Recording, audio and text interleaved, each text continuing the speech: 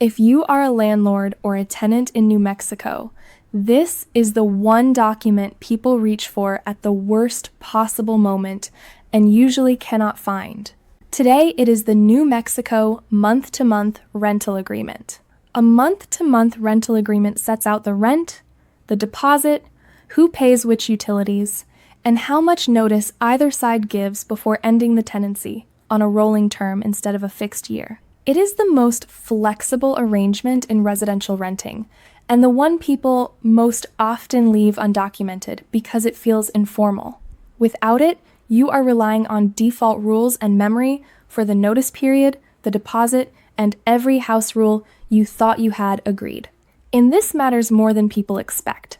The notice periods, the deadlines, and the wording that count are set by New Mexico law, not by a generic national template. The version on our site is built for New Mexico, and the page walks you through the New Mexico rules that apply to it.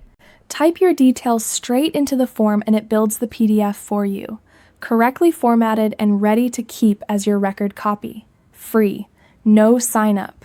Like this video if it saved you a headache, subscribe for more free landlord and tenant forms, and come get this one at tenantscreeningbackgroundcheck.com.